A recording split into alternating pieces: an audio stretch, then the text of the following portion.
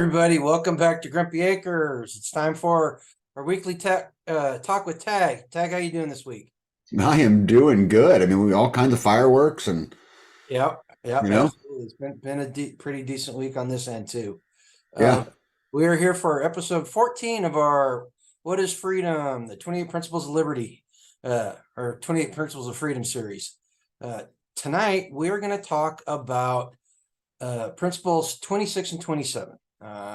Let's go ahead and start with principle 26, Tag. Principle 26 is the core unit which determines the strength of any society is the family. Therefore, the government should foster and protect its integrity. Now, I don't know about what commentary you read on this, but the one that I've been using has the following blurb underneath that. It says, there is certainly no country in the world where the tie of marriage is more respected than in America, or where conjugal happiness is more highly worthy appreciated. Alexis de Tocqueville. That's the French gentleman that I told you last week traveled through the United States back in the 1840s, early 50s, and did a study on democracy in America. And would you say that comment holds true today? no, No, it doesn't, does it? no. And I was thinking about this. I was thinking about how we were going to approach this. And, it's really easy. It's really easy to point at the culture, and we can come up with all sorts of things about the culture that would prove the point of 26. But since we're specifically talking about the government, why don't we start with the government's role in the destruction of the family? Then we can discuss the secondary consequences of that and talk about the culture. Okay. You go ahead and start. Well, I mean, the families are the building blocks of every civilization, and the collapse of the family is 100% planned. They knew that it would make us weak. And it starts obviously a long, long time ago, but I mean, I would argue that there's so many things into this, the destruction of masculinity, I mean, that they've done 100% on purpose, the women's lib movement, back then, Roe versus Wade. I mean, there's just so many of them, and all of those programs, I think, contribute to the collapse of the family, and it's completely collapsed. I mean, not in every case. There's some great families out there. I mean, I know a whole bunch of them, but generally speaking, I think that's true. Yeah. The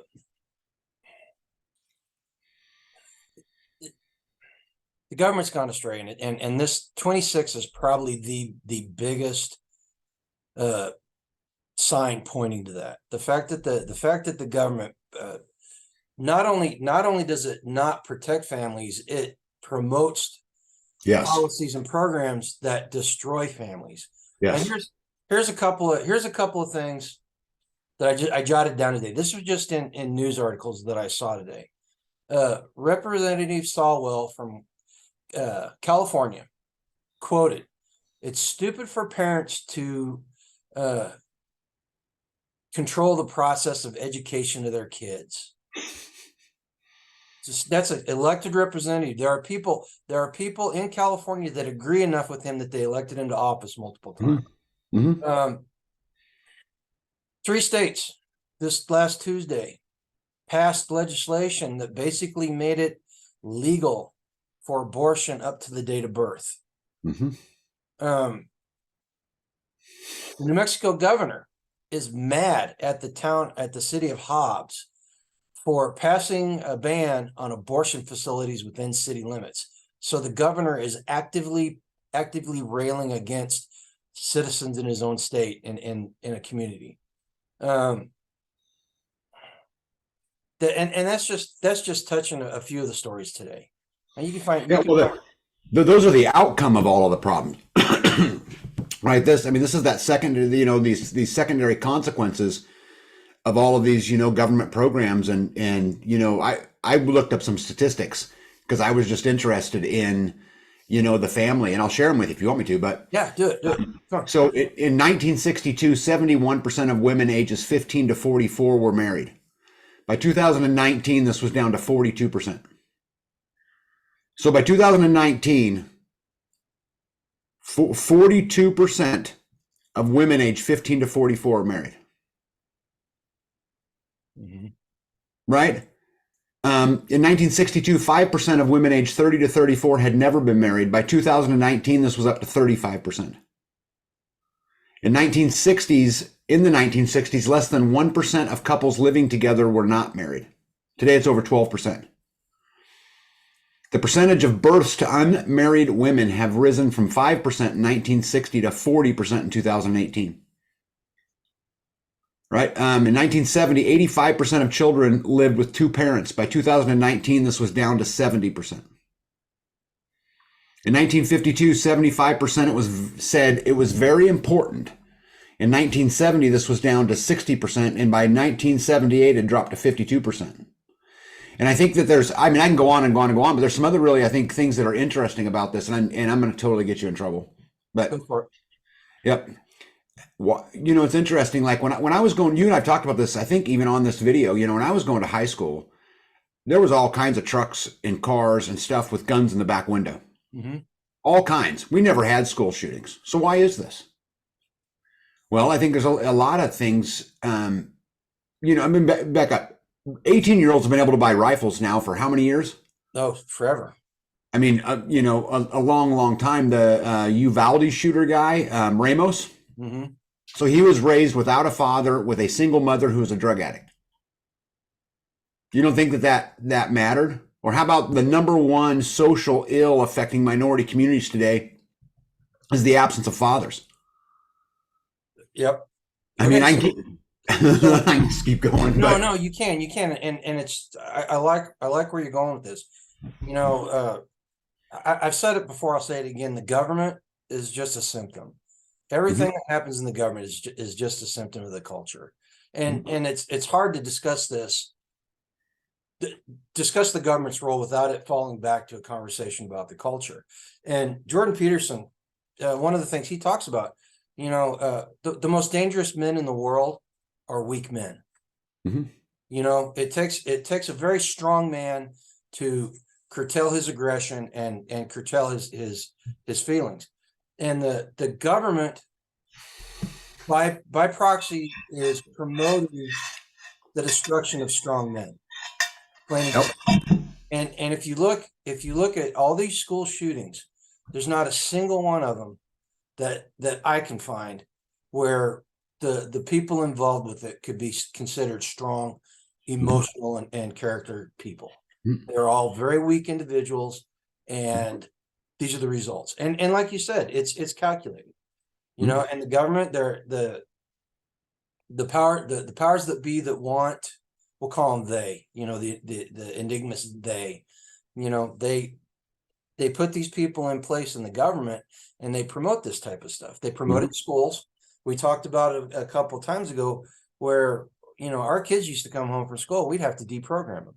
Mm-hmm. We'd have to find out what they learned, and then they both left home and were exposed to higher education, higher indoctrination, and more like it. But they were exposed to that, and we didn't have a chance to deprogram them. So they've got some views that I don't agree with, and they don't agree with my views. Mm-hmm. But you're absolutely correct. The root of the problem is the destruction of the family. Well, I think it's the destruction of the family. I think comes a lot to do. I want to blame men, but it's not really like blaming the man itself. It's about blaming the culture and the system that's targeted men, along the way. And these girls can say, "I don't need no man." Yes, you do. We're designed this way. Mm-hmm. Right? No different than I need B. I need her. She completes me. She's my better half. She's the yin to my yang, and together we're super strong. Well, and that's modern feminism. Modern feminism has taken the argument of men and women being complementary and turned it into an argument of being supplemental, where a man A woman doesn't need a man. But what fills that gap? Whenever every single time they start talking about a woman doesn't need a man, what fills that gap? Government. Right. Every single time. Right. And this is probably going to get me in trouble too with some people. If you go back, and I don't have the statistics in front of me. I remember reading about this and reading about it pretty heavily at one point. If you go back and look at the statistics, you know when this trend actually started happening? It actually started happening with Lyndon Johnson's Great Society and the destruction of the Black family.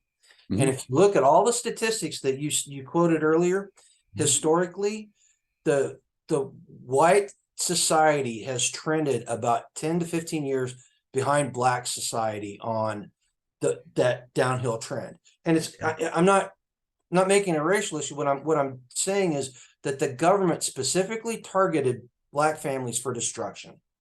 And that's how it started. That was the camel's nose underneath the tent that started this whole thing. And white progressives are the ones that pushed it. And the people that support white progressive programs are the people that championed it and felt good about helping the Black community, when all they've done in the process is destroy it.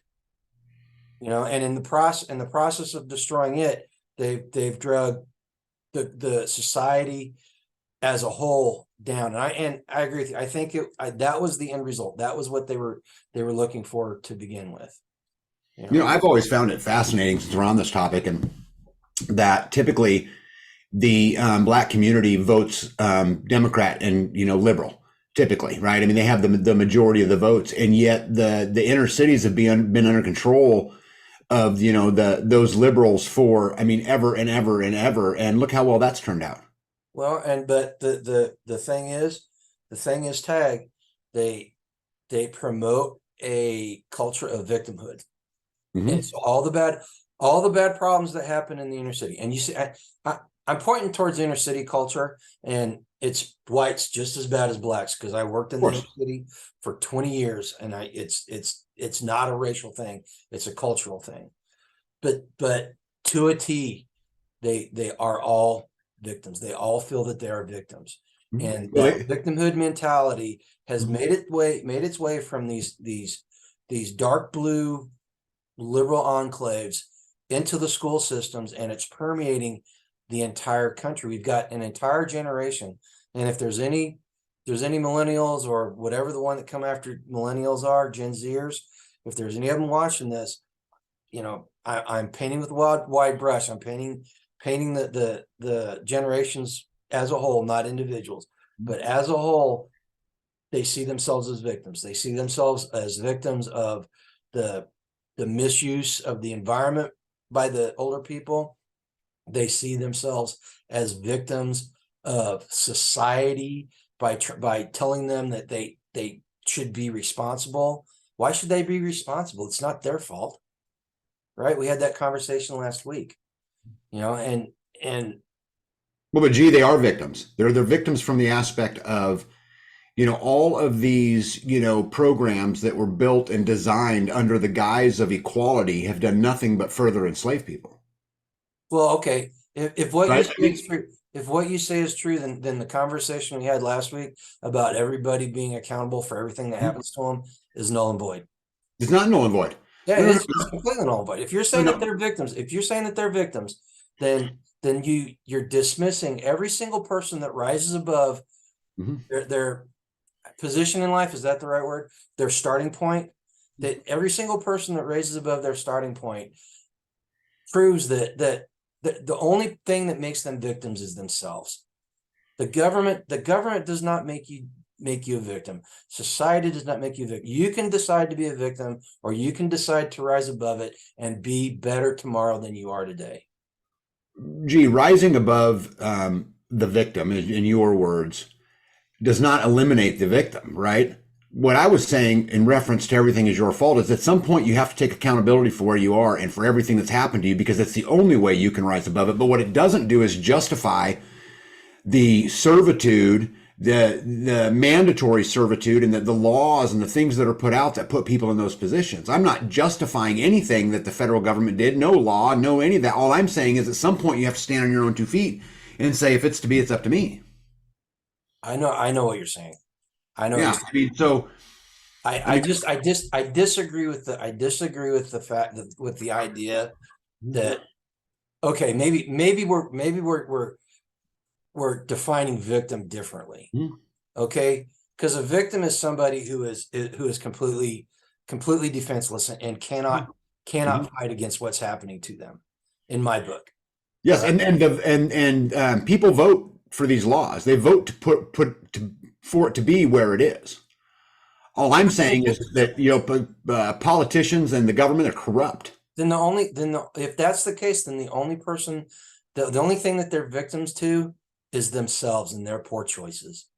That's why I have zero sympathy for most of the people that live in the inner city and are subjected to that kind of stuff. And it doesn't mean I think they're bad people. That doesn't mean that there are some very good people down there. But if you continually vote yourself into that situation over and over and over again, my sympathy well runs dry pretty damn quick. The people that live in New York City that complain about the subway violence and the high taxes, and they want to escape to Florida. Good for them. Go escape.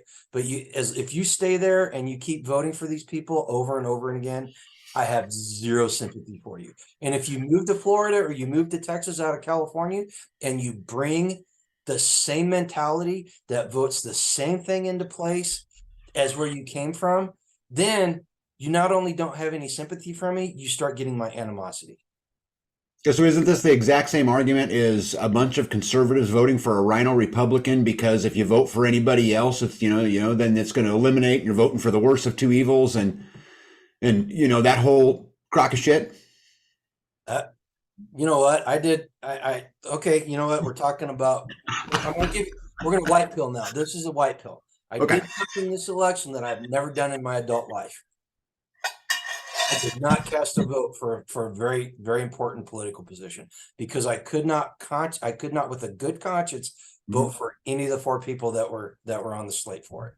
Could not vote for any one of them, period, because of their actions and what they've done. But the deep state is what's got us here. The deep state's what's ruined the family, and it's been going on for many, many years. You can track it back and, you can blame it on a lot of different things. And, you can go back to, you were talking about Lyndon Johnson. I would go back to Roe versus Wade as another one of them, that's in there. You want it personally, I think where it started was Dewey and, the two guys that came up with humanism back in the 1920s. I've said it, you get that question, if you could go back and kill Hitler, would you kill him? You've heard that question before. If I had one choice in history to do that, I would go back and I would eliminate those two people so that the idea of humanism never came up, at least not by them, at least not the way it did. Because there's no guarantee that another Hitler wouldn't come along. There's no guarantee that the creators of humanism or Marxism would not come along, but they would not have come along in the way they did and caused all the problems. But in my book, The Invention of Humanism, or the formation of the ideology of humanism back in the 1920s, is if I were to pick and put my finger on one point in American history, it would be right there. That would be it. I think another interesting point, G, to talk about is, the destruction of the American family is ultimately the destruction of America.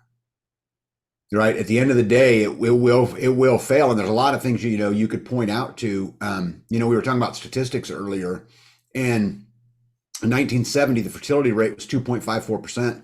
And in 2020, it was 1.78%. What makes those numbers so important is that it has to be at least 2.1% for the population to maintain its level. So if it drops beneath 2.1%, it's not keeping up, right? The population will shrink. And then you've got these other countries and belief systems and things that have a 5 and a 6 and a 7 population rate, and they'll dominate the planet at some point. Mm-hmm. And if you like, oh God, I'm gonna get in so much trouble on this video. Look, if you look at those countries, look at the cultures that create those type of statistics, Mhm. invariably, IQs seem to be lower. Mhm. Family units do tend to be stronger, but they're more tribal. So you get a lot of interscene conflict in these societies where everybody's the enemy except for the people in your direct family or your tribe. Yeah, fertility rate may be going down in the United States, but all the bad things that come from those places with high fertility are permeating our culture, and they're going to become a fact here pretty soon on widespread. Well, I mean, maybe the best thing is instead of 330 million people, we have 230 million people. I don't know the answer to it. What I'm telling you is the birth rates are down compared to what it was, and cultures can't maintain unless they maintain, a certain Right. level. It's funny. It's funny that you mentioned that. You know, there was a study, and they took these rats and they raised them in a very large colony, Mm-hmm. and they did this several times, and they monitored the rats. They every rat had enough food to eat, so there was no fighting over food or anything. But they found that once the rat culture, the rat colony reached a certain point in its population, that rats would stop, they would stop making babies as much. And they would get these substrata of rats that were, for lack of a better word, unemployed. Mm-hmm. And they started noticing a lot of behavior in the rats that was not typical rat behavior, like Mm-hmm. self-mutilation and a lot more violence between the rats as they went on.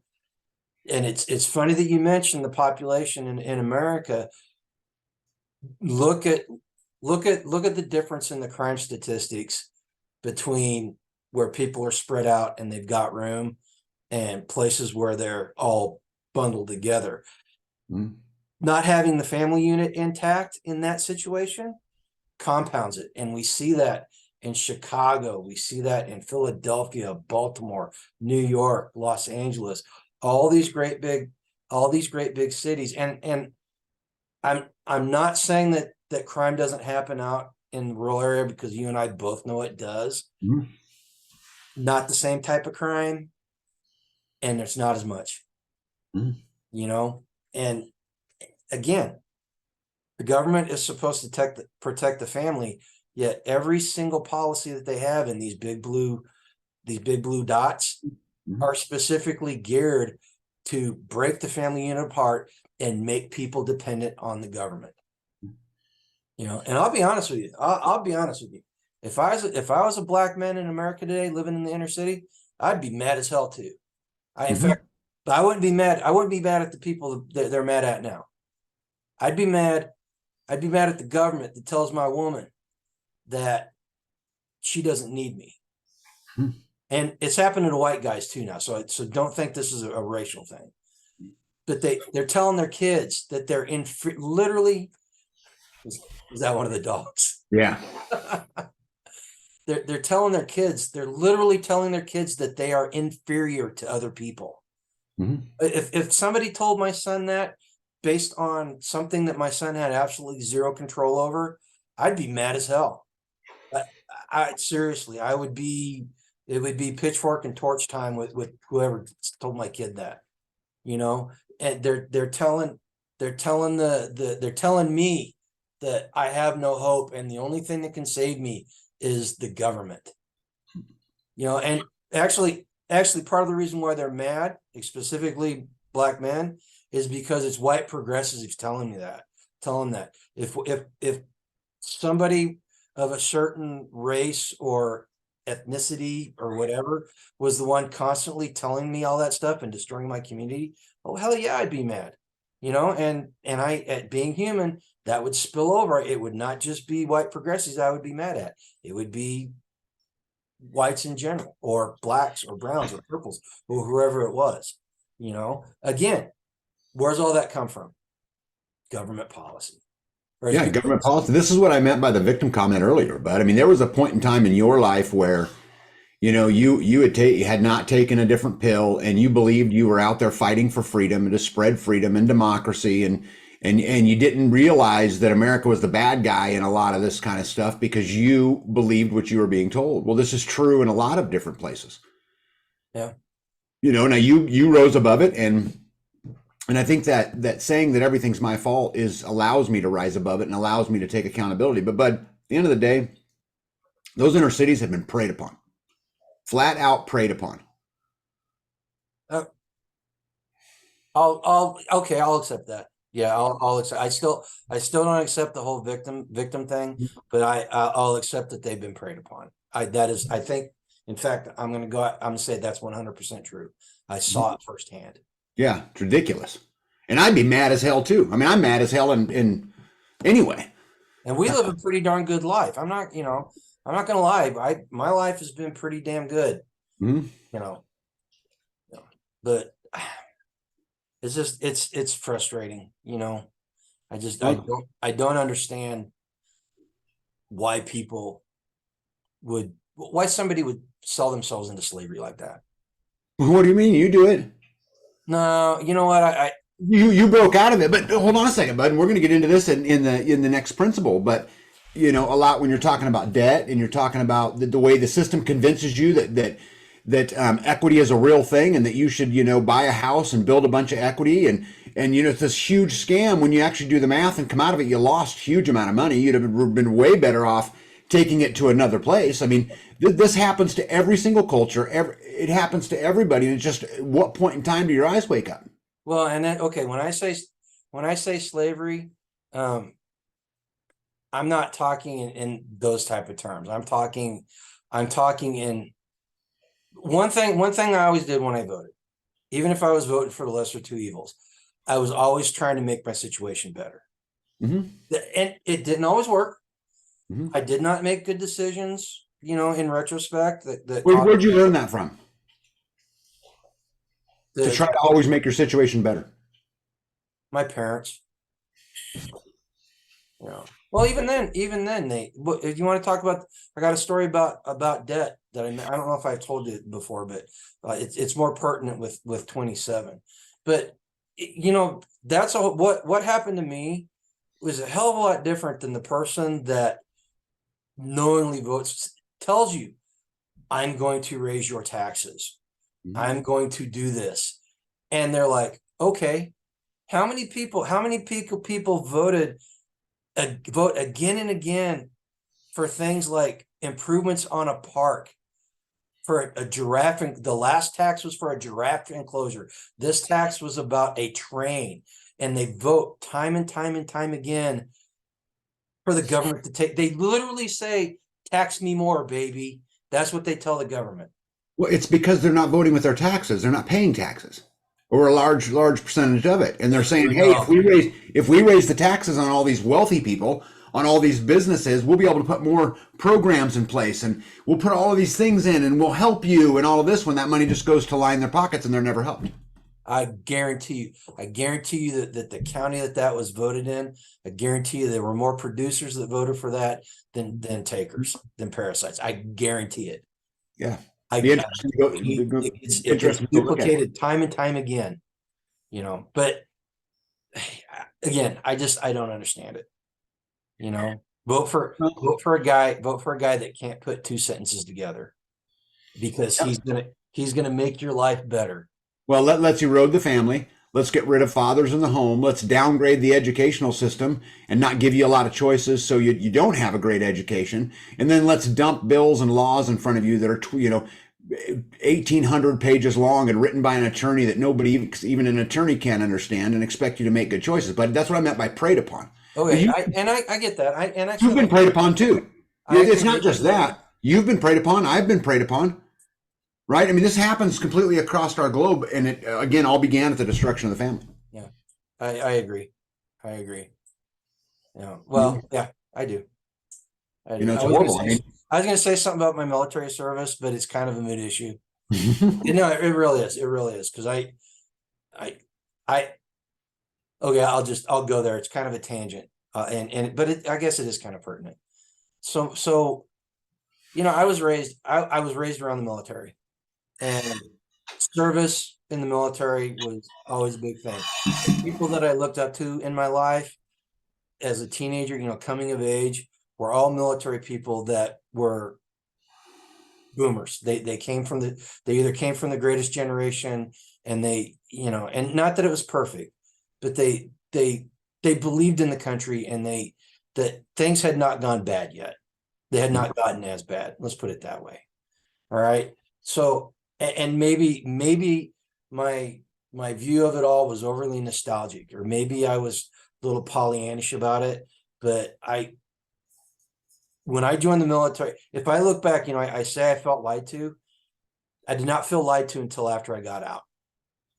And well, actually, part of being lied to was what led me to get out. Whenever I first started realizing that I'd been lied to, but so I was not a victim going into the military. I was not preyed upon. I did it willingly. I knew what I was in for. So those things that made you feel being lied to, did those just happen to come about in our society when you retired? No, I They've saw. been there all along, and your eyes weren't open. I saw. I saw the changes in society, and I saw the changes in American policy, and not that the policies back in the 80s and 70s were all that great. What we did to Vietnam was just terrible, but there was a dramatic change, and I'm gonna say it was the early 90s. It was the second Reagan's second term and the Bush term is when I really started seeing things change. And maybe it's just because I got older and I was seeing things more clearly. Maybe that's the case. But I still stand by the comment, or the idea that I don't feel as though I was preyed upon joining the military. I really don't. Maybe a lot of other things, but definitely not that one. Yeah. So how many years of your life would you say that you went through when you believed the programming was correct? Up until I was about 24, 25. Okay, so let's just say the average person believes the bullshit for 25 years. Yeah. So does that make you a victim? Hey. No, I'm not going to see. I'm not a victim. Maybe you can lay the definition out there, and I fit every single one of the criteria that you put in that definition, but I am never going to see myself as a victim of that. No? Well, you're looking at victim, aren't you? Yeah. If I was a victim, I'd still be wallowing in it, but I'm not a victim. Kind of curious to see what it is. So one of the definitions here is a person who is tricked or duped. Like I said, Were you tricked? No, not going in. Were you duped? No, not going. I know exactly. Eyes wide open. Eyes wide open. Seriously, I was going to serve the country. I still believed that if I was tricked or I was duped, it was me. Mm-hmm. Because in if you look at it realistically, the history of America is laid out there. Mm-hmm. And if you don't know it, it's your own fault. Well, unless you're a kid, that's different. And there's something that got me thinking about what you said. You started talking about ages, and there's Churchill. Everybody's a liberal when they're young, and they get older, they become a conservative because they've been assaulted by life or something like that. Mm-hmm. What? So if everybody starts maturing in their early to mid 20s because they're out there being productive and they're doing everything, what's the best way to keep people from awakening to what's happening or what's being done to them and their culture? Keep them as children perpetually. Mm-hmm. I'm sorry. Yep. I agree with this.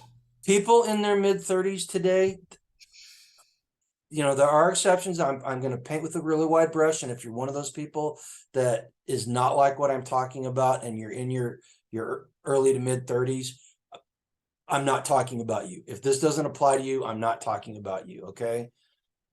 In general, people in their 30s behave like people's in their early 20s, or people in their early 20s back when I was that age. They behave in their mid 30s the same way I behaved when I was in my 20s.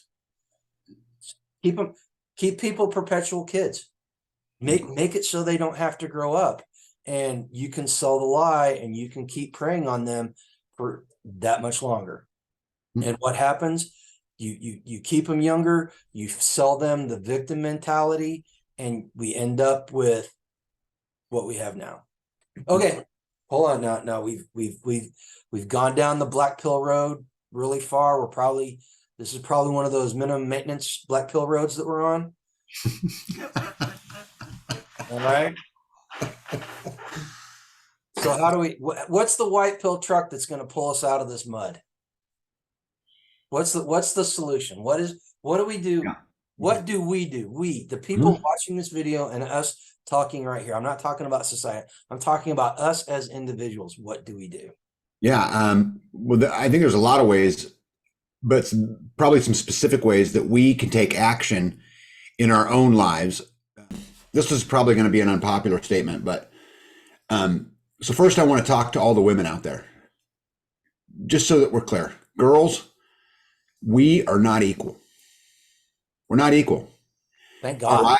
We have the same value. Everybody's life is the same value, regardless of sex, religion, creed, whatever it is. All of our values, we have the same value, but we are not equal. The fact of the matter is, Garen and I are not equal. When I was raising my boys and they were playing sports and somebody played better than them, I would tell them they're better than you. They're simply better than you. If you want to be that good, you have to work harder. It comes down to the same thing, G, that we talk about all the time: accountability. You got to be accountable. This is the thing. You talk about the perpetual kids and not having to be accountable. And I mean, they do all of these things on purpose. At the end of the day, we have to take accountability for everything that happens to us. It's our fault whether we win or whether we lose. It's because of our choices. Now, that does not exclude someone else's behavior, and it does not remove that you can't be a victim of something.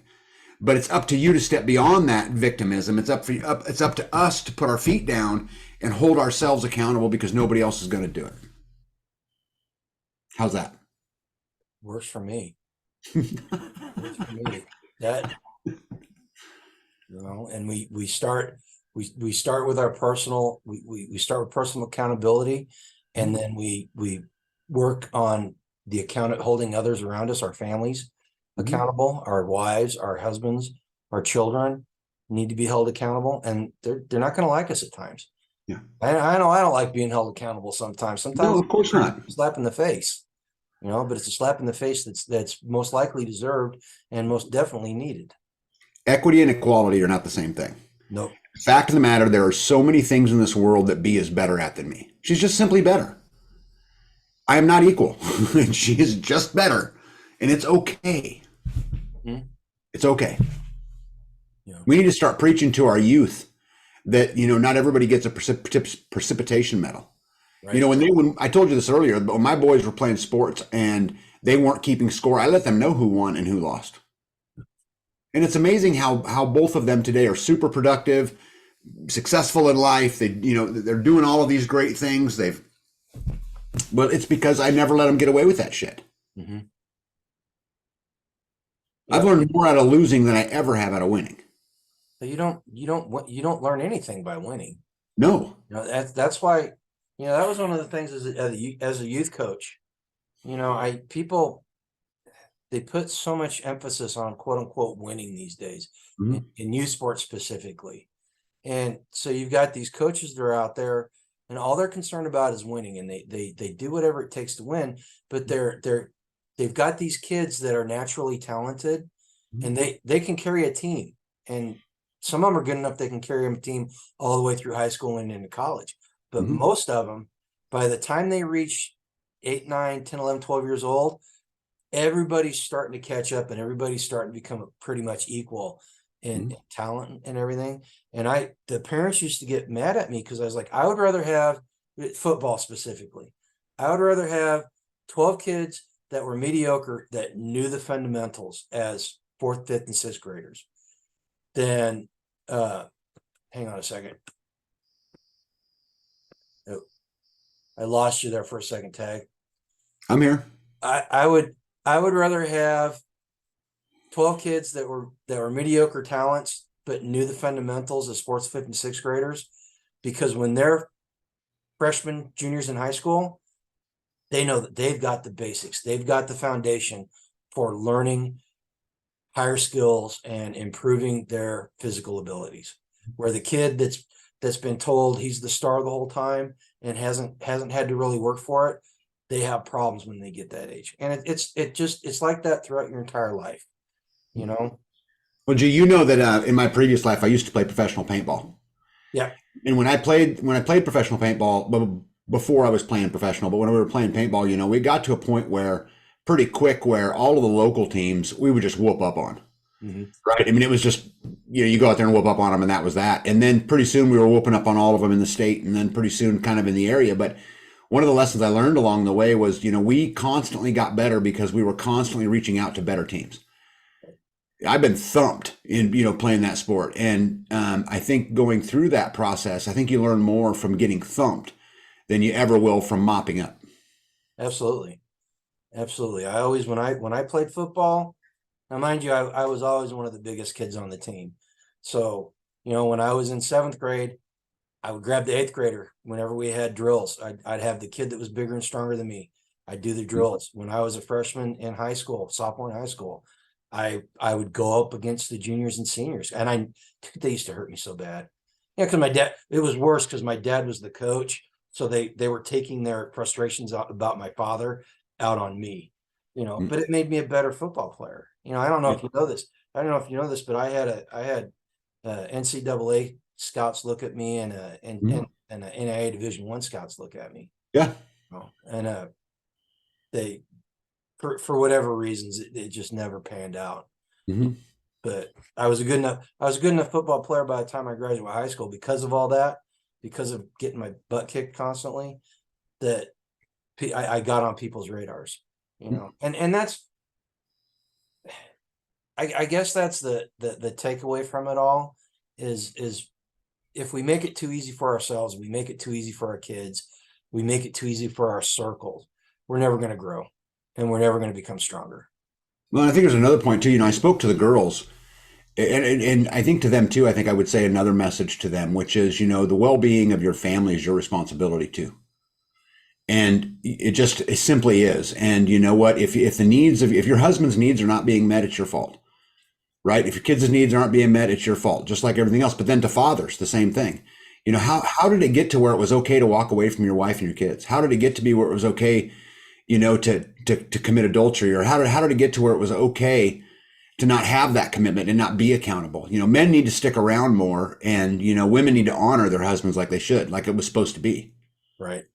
You know? Right. And you know, one of the, probably not going to sit well with a lot of people, but the Christian idea of matrimony, I'm not talking about the government idea of matrimony, but the Christian idea of matrimony, you know, that stuff is pertinent to it. You thick and thin, you know, for better and worse.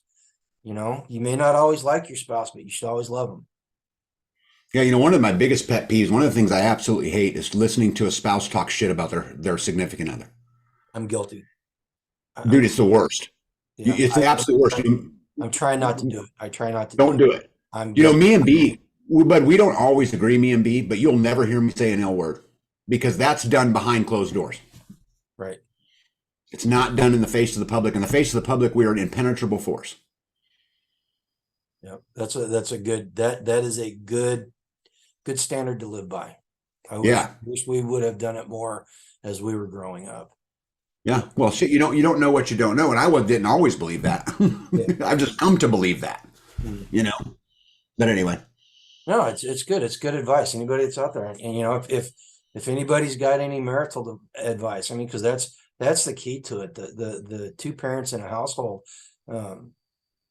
with a single front against everything, against the kids, against society, single parents that are pointed in the same direction. That's the key foundational building block to the family. Nothing else happens without that. And then once we build the family building block, we build our circle, and then we build our community, and we start influencing the culture in our community, which ultimately leads up to us influencing the government that is supposed to be working for us, not against us. And again, Garen, how many times have you heard me say love is easy? Heard me say that? No, Oh, I always thought you loved me. I say it all the time. And what I mean by it is that if you truly love somebody, taking care of their needs is easy. If you truly love somebody, be making me coffee in the morning. It's just not a burden. Or, be needed help doing whatever. It's just not a burden because I actually love her. It's real. It's not a burden to me. A burden to me easier. In fact, I would go so far as to say that if it's time to take a shower and there's only enough hot water for one warm shower and the other person's getting a cold shower, I'm taking the cold shower. That's my job as a man, right? To take it. I'm going to take the beating, whatever it is. And I'm going to make her life as great as I can make it. And I think that's the thing that people miss, is that we get into this selfish, keyless entry, remote control lifestyle, and we worry about, hey, what's in it for me? What's in it for me? Well, what's in it for me is if I have a happy, productive wife, my life is 10 times better. Absolutely. And so we need to stop looking at ourselves first and begin to look at the foundation of marriage first again and say it matters. Absolutely. Okay. We've been on this topic for quite a while. Yeah, I knew we would be. I did not realize we were going to be on it for so long, but I think we covered a lot of ground, a lot of good stuff. Principle 27. I know this is one of your favorites too. Oh yeah, this one's going to be great. The burden of debt is as destructive to human freedom as subjugation by conquest. Mm-hmm. And then Thomas Jefferson, again, on the commentary. We are bound to defray expenses, quote unquote, of the war within our own time and are unauthorized to burden prosperity with them, prosperity being our offspring. We shall all consider ourselves morally bound to pay them ourselves and consequently within the life expectancy of the majority, meaning in their lifetime. Wow. Missed the mark on that one, didn't we? No shit. Yeah, this actually has everything to do with the previous conversation we were having. Yep. At the end of the day, the founders were anti-debt because they knew that it would lead to slavery. Right. Slavery is the only way you get to slavery is through conquest or succumbing to the bondage of debt. That's it. Right. Those are the two paths to slavery. And debt will destroy a family quicker than any other subject. Oh, debt will destroy a nation quicker than any other. A community, a state, whatever it is. Well, and I'm gonna the generation before ours, they're the ones that invented consumer credit cards, and I'm gonna tell you that. So I told you that I had a story about debt. So when I was 16 years old, my father took me down to the Central Missouri Teachers Credit Union, got me a signature loan for $1,000. I'm 16, mind you. Working, I think at the time I was getting $180 an hour working at the swimming pool every summer. I was working like 80 hours a week. So at 16, I was getting pretty good paycheck. Anyway, went down, got this signature loan for $1,000 and had me put it in a CD because it was going to make 2% interest, and had me at 16 getting my first debt. Told me it was a good thing at 16. And probably the worst lesson he ever taught me.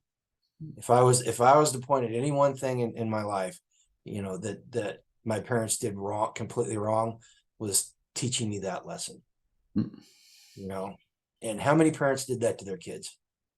Well, I mean, but that's, we're all programmed. This gets back to what we were talking about before about victimism, right? And that how people are preyed upon. But we are judged at how good of a citizen we are by how well we can carry debt. Mm-hmm. It's called a credit score, right? Right. And you are judged by that. Mm-hmm. Did you know that if you pay off all your debt, right, own everything you have, paid for it, worked your ass off, ate ramen noodles, didn't go on vacation, did all the right things, bought everything, own everything, your credit score will deteriorate. Oh yeah. Just a fact.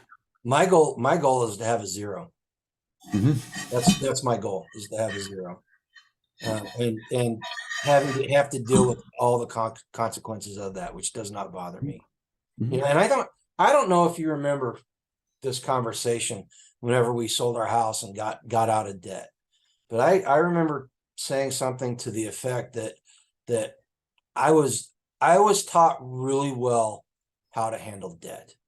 I knew I can tell you how to handle debt from here to next Sunday, and you'll be able to function.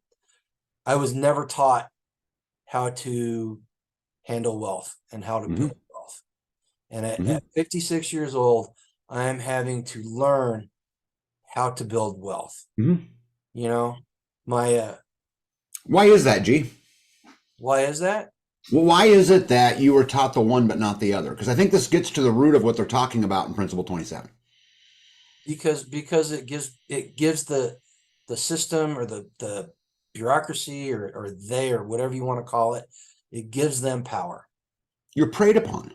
Well, Bud, you are. They're saying, here, look at the shiny new thing. okay. Look at the shiny thing you can have. I'm gonna give you this money, and it won't cost you very much. Oh, you can pay for it. Oh, here's another one. Here's another one. Here's another one. Oh yeah, I agree. And they, you know, the Bible or the Bible quote that Dave Ramsey always lays out there is the debtor is slave to the debt, or the Yes. debt-ee is slave to the debtor. Mm-hmm. And that's absolutely true. You know, Garen, the wool was pulled over our eyes many, many years ago, and it takes a lot of people years and years and years to wake up to it, right? But at the end of the day, you know, they tell you that this American dream is to go get a job, work for it 40 years, buy a house, build up a bunch of equity, you'll have a bunch of retirement there, you know, save a little bit of money, and it's all fictitious. It's all a big scam. It was a big hoax, and you fell for it, and I fell for it. Yep. You know, and I don't remember, was it our kids' generation or this latest generation is going to be the first generation in American history that due to the national debt and the economy and everything, that's going to live a lower quality of life than their parents did.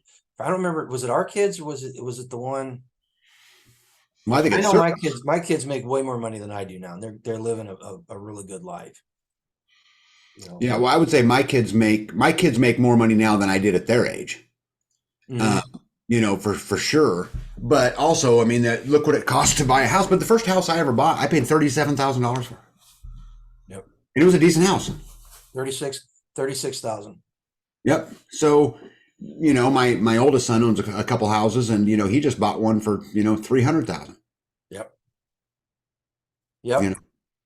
You know, and it's crazy. And these people, I look at these new vehicles, and I've got this one steadfast rule: I will never buy a vehicle, like a personal vehicle, that costs more than the first house I bought. Yeah. I refuse to do it.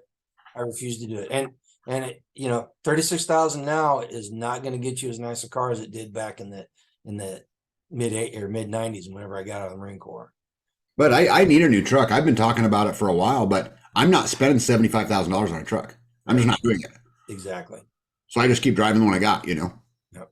Well, you know my vehicles. You read a quote. You read a quote by, I was gonna say, you read a quote by Thomas Jefferson. I found one from him that I thought was interesting too. And he said, if we can prevent the government from wasting the labors of the people under the pretense of caring for them, is there any other argument for raising taxes than caring for the people?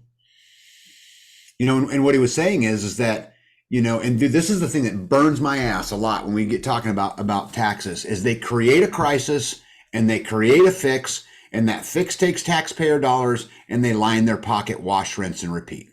They do this shit on purpose.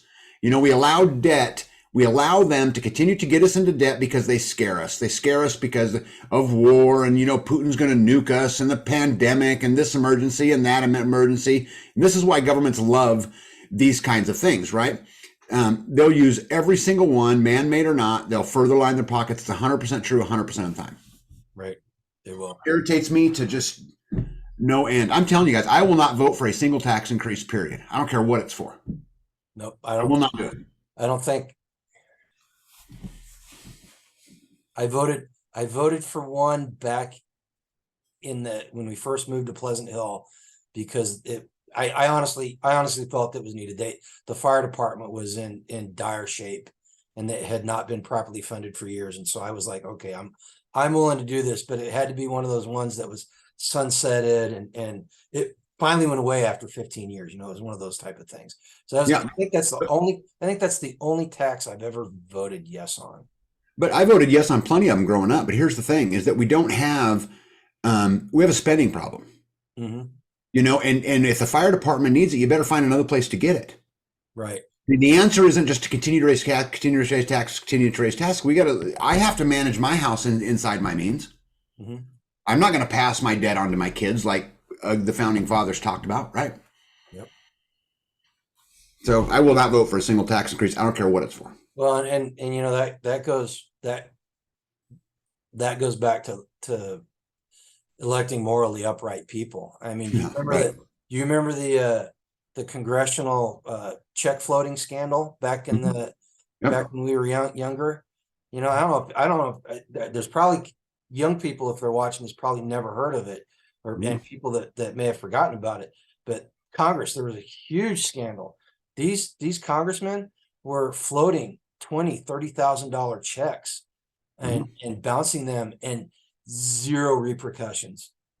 Zero. Had you or I floated a $30,000 check, the sheriff would have been knocking on our door. In fact, I can tell you for a fact the sheriff knocks on your door for a lot less, because my young blushing bride wrote a check in a neighboring county, and it bounced, and she was late taking care of it, and I was at work, and I got a phone call, and it was only like a $20-$30 check, if I remember correctly.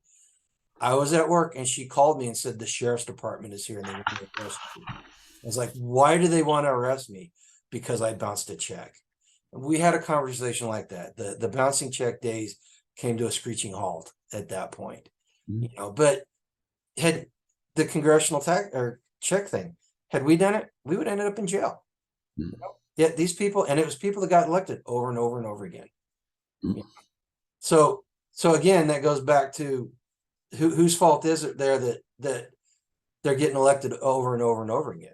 It's our fault. And been proven to be unworthy, but these people are still electing them over and over. I'm a firm believer in we get the culture we desire, and we get the government we deserve. And right now, because of the way our society is, we're being spent into oblivion. The debt. Do you watch Peak Prosperity with Dr. I do. Mark? Do you? Did you see the Doom Loop video? I will put. In fact, I'm going to put it right up here. So if you're watching this, you can pause it and go spend 30 minutes watching that one, or watch it afterwards. You ought to watch it because it's pretty darn sobering. As far as the national debt goes, but here's the thing: the numbers that they give you about the national debt aren't even close to true. It's anything that you have to pay for is a tax. Period. Right. If you're mandated to pay for it, it's a tax. They call it this, they call it that, whatever they want. And in fact, inflation's a tax. Yep. Right. Well, as a homeowner and a businessman, and just somebody who's got two working brain cells, that this whole debt thing, it comes to an end eventually. You cannot keep it going perpetually. And I've said it before, I'll say it again. My entire life I've fought against, and I've always the whole debt thing's been a real issue with me. But every time the doomsayers said, "Oh, this is the end of it. This is the end of it," you could always see road for the can to be kicked down. There was always more road for them to kick the can down, and they always did it. And I'm sorry, man. I think we passed the dead end sign not too long ago, and we're quickly running out of road. Yeah, I think I would word that differently. I think what I would say is the ability for us to stop it and fix it is gone. Okay, yeah, that's But right. but what they can do, because see, here's the thing, bud, because our money's backed by nothing, right? And because they have the reserve currency status, and because we have the Federal Reserve, they can continue printing for a long, long time. The problem is that problems just continue to get worse. Inflation continues to get worse, and it just continues to spiral on until eventually the people pulling the wagon say, I'm done. And we take our productivity somewhere else, which is what, I've been preaching on my channel forever and ever and ever, is that it's time to do that. But I don't think I don't think we have the ability to stop it anymore. I don't think so either. We have reached the point where, we've been borrowing money to pay off the interest on the national debt. Yes. And we have reached the point where we cannot borrow enough money to pay on the interest. And your whole decoupling, people decoupling from the system and refusing to do it. I'm really coming to the point where I believe that the system is going to come to a screeching halt before people before they make the decision to stop pulling. There may be nothing to pull, is what I'm saying. If everything that looks like it's happening is happening. Yeah, I think the system that it collapses in secret. I think that to most Americans, they'll never even know what happened. Weird, but they will. Let me give you a scenario, okay? Okay. We're totally getting off track here, but so the dollar is being inflated away, right? We know this, Right. and so there's going to come a time where, for the safety of the people, right? Just as Thomas Jefferson said, right? Is there any other argument for raising taxes than caring for the people? There will come a time where they switch to the world digital dollar, the new world order, or something like that, and it's celebrated as this new progressive, wonderful thing. But really, what it always was the result of the collapse. I think it happens in secret. I also think a couple other things, that as we mentioned before, that slavery is only brought upon by conquest or by succumbing to the bondage of debt, right? Which was the kind of the sentence in all of this. This is another reason why what's going over in Russia and China worries me today. Because America wants the war. They need the war. This is a great way to prop up industry. It's a great way to raise taxes. It's a great way to bring in more money. It's a great way to print more money. Americans will vote for it, right? Because, I'm scared. I'm scared. So again, I think that the whole collapse happens in secret. Okay. Yes, I'll agree up to a point. They will try to keep it a secret, but anybody that's paying attention will see it. Does that make sense? I mean, you may not people may not recognize it, but they'll see it. I think some will, some won't. I think that there's 60% of the population, or whatever the number is, that will be out, with signs celebrating what a wonderful thing it is. Oh yeah. I'm a firm believer that whenever everything falls apart for whatever reason, there will be people out violently protesting in the streets for more guns. Yep. But the people that are paying attention, the people that are freedom minded, they'll see it. They'll see it for what it is. And you brought up FedCoin. FedCoin is not a currency. It is that digital currency controlled by the government is not a currency. It is a control function, and that's all it is. That's because then they can literally tax everything. Yep. They will always get their share, or their overshare, no matter what. They will tax us into oblivion. There will be nothing left. You'll own nothing, and you'll love it. Remember when Nixon said, when he was talking about getting off the gold standard, he said, and I probably can't quote it exactly, but he said something about that he had made moves, basically to remove the gold standard in an effort to protect the dollar against the speculators. Right, that was his sentence. Something very something like that. Yeah. Yep. And so we are making this move to the, New World Order, the Amero, the new whatever it is, in an effort to protect our security interests from the hackers, it'll be some fun story, and Americans will applaud and applaud. Thank you for protecting us, and they won't even see it. I'm from the government and I'm here to help you. Yep. That's exactly what. In fact, folks, if anytime the government says anything, if you can parse what they say in "I'm from the government and I'm here to help you," they're about ready to go off the rails. Yep. So okay, so again, as individuals, how do we combat this? Education is one thing. Right off the top of my head, educate people. People need to understand the correlation between debt and slavery and prosperity and freedom. Yep. I released a video yesterday called "Starve the Beast 2: Be Ungovernable." Mm-hmm. And I talked a lot about it in there. That what do you do? But well, the first thing you do is quit playing the game. That's the first thing you do. Get out of debt. Start depending on yourself. Start figuring out what I invented a thing called the UGS score. So the ungovernable score. Understand where you are, right? Understand that, okay, I can take care of 40% of my needs, 50% of my needs, 60% of my needs, whatever it is.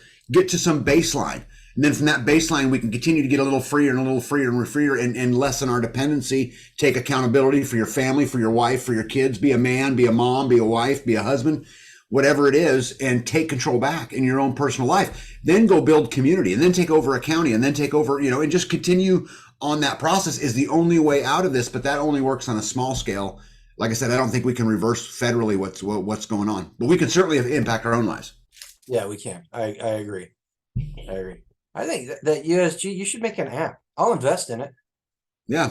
We should have an app developed so people can download it on their phone and figure out their USG score. And then when they're getting ready to do something, they plug in whatever they're getting ready to do and see if it makes their score go up or down.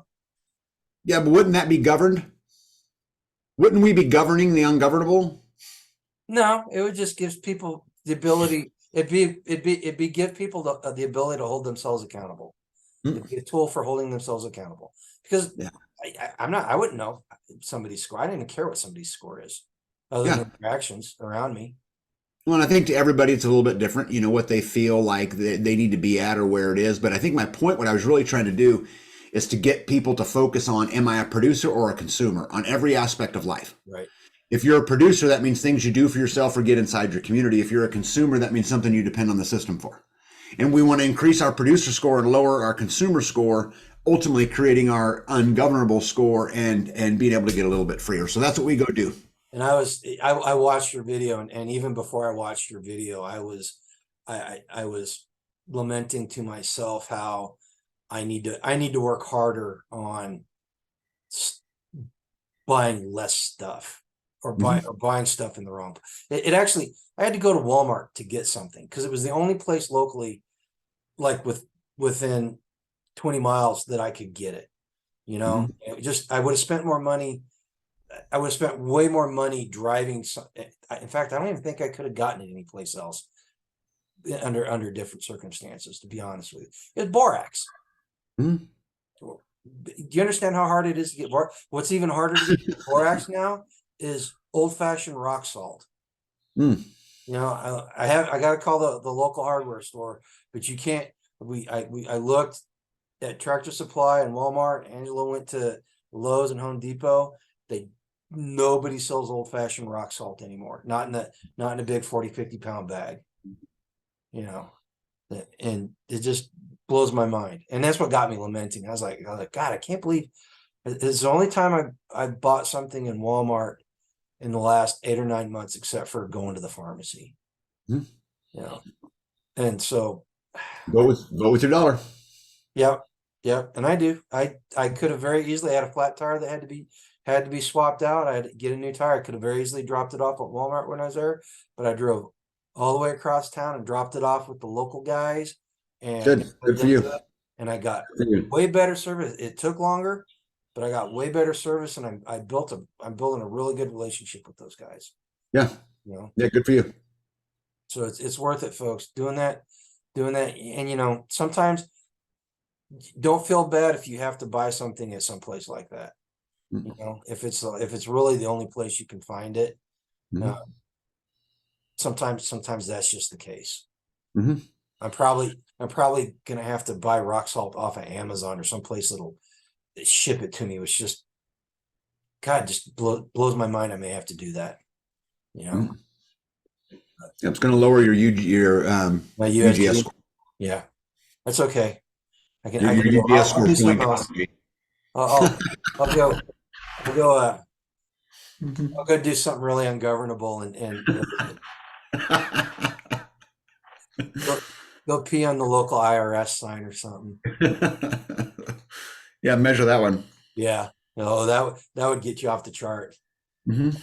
Okay, I think that was real. I thought that was going to be the hard one to cover, that and the family one wasn't going to take up that much time, but the the whole talking about debt, I mean, that's good. In fact, I'm going to be on somebody else's live next week. They're going to be talking about a potential financial collapse and the self-sufficiency mentality. And they invited me to Who, whose come channel's that? Native Voice. Uh, Okay, yeah. he does at 9 o'clock on Eastern time Wednesdays. He does an hour live for everybody, and then he does an hour afterwards for his pay people. He calls them the outliers. Um, Mhm. so, and some of the people that are subscribers on our channel and your channel are subscribers to him. I see him and I see those people in the chat all, Mhm. you know. Cool. So it's cool. So I'm kind of looking forward to that, and it's kind of neat that we talked about this now because it gives me some good ammunition and some good talking points Mhm. to use whenever we're having that conversation. You know. Yep. Yeah, So ask him when you get on his show, ask him what his UGS score is. okay, I'll explain it to him. He didn't have his open hour long one because he hit Mhm. a deer about 20 minutes before it was supposed to Mhm. start. And I Yeah. guess it totaled his truck. It caused the airbag to deploy in his face. And so he wasn't able to do his open live last night. Mm. Yeah, but I'm looking forward to that. We're not gonna record, there won't be a video on Friday, uh, because we have something that we have to do Friday night, and you're moving your live stream to Thursday next week, I right? am because I'm busy Friday. Right, right, right. And we've got something going on. There's all kinds of stuff going on, Yeah. which is good. It's that time of year. It's it's Yep. it's it's all it's all good stuff. Maybe we'll be able to talk about it. Angela, I'll be able to talk about it on our live stream Yeah. Tuesday. Tuesday. So I'm really looking forward to it. You got any closing comments or thoughts on what we talked about? Yeah, I think it's interesting how we go through all of these, principles of freedom. We always come back to the same thing, which is really is about accountability, and taking responsibility for your own freedom. And so I would just encourage everyone to, go and take responsibility for your freedom. I created the UGS score purely just for fun, just to say, hey, focus on it, pay attention to it. It really didn't have anything to do with other than that, but focus on it, pay attention to it. You want to break these cycles. Be a good man, be a good woman, honor your husband. Put your wife on the pedestal, treat her like a queen, like she is. Teach your kids the lessons of failure. It's fine, Mhm. right? I mean, seriously, go, and then obviously, like I always say, that out of our comfort zone is the only place we grow. Go get uncomfortable. Absolutely, absolutely. And I'll second the work on your relationship with your wife and become better parents for your kids Yep. Yep. or your grandkids. Um, you know, uh, it's the only way we're going to make things better as a whole is by Mhm. taking care of those little tiny building blocks. And this is Yep. probably the family is probably the most important aspect of Mm. anything dealing with freedom Yep. as America as a nation. And then as far as Yep. debt goes, if you're in debt, the hardest part of getting out of debt is making the decision. And for Yep. me, that was the hardest part, to fully committing to getting out of debt. Once you fully commit, Yep. it gets pretty easy. And it's one of those things where it actually gets easier over time, Mm. you know? So work on it. Be honest with yourself, with your relationships and with your debt situation. Be honest with yourselves and just make the decision, man. That's Mm. probably the hardest thing to do, but and it just gets easier from there. Yep. And most importantly, you guys go out and live a life done free. All right. Live a life done free. You guys take care. See you guys.